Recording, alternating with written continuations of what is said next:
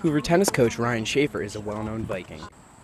Shaffer, who has coached multiple state championship berths and is a retired history teacher, has a side most people don't know about: the Shaffer Museum. Housed in the basement of Shaffer's home, this collection is one of the largely private-owned museums in the United States. From the American Revolution through the Vietnam War, his collection represents moments on and off the battlefield. As a historian and someone who has such a high regard for people who have served in the United States military, that it's my duty to pass on their legacy and try to keep a feeling of patriotism alive. The collection has been an ongoing endeavor for Shaffer. He can still recall how he received his very first piece.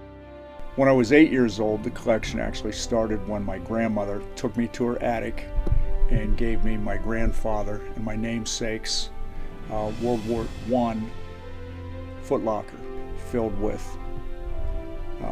innumerable treasures. That was, I think, what really piqued my interest in collecting. Each piece has a rich history, and Shaffer knows the story behind each one.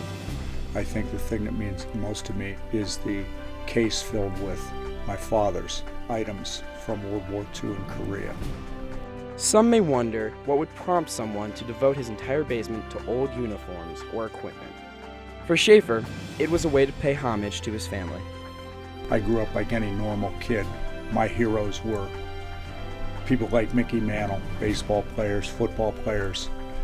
Through this, and also through my love of history, I kind of came to the conclusion that the real heroes in my life weren't politicians or athletes, but my dad, my grandfather, my neighbors.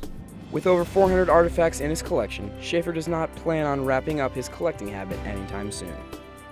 Not everyone can make their own museum, nor does Shaffer think we should, but he does think more needs to be done to honor veterans. Well, I think it's like anything else. Hopefully, you young people will develop a passion for something in your lives. Mine, of course, is preserving the history of people who fought for this country, and of course, coaching.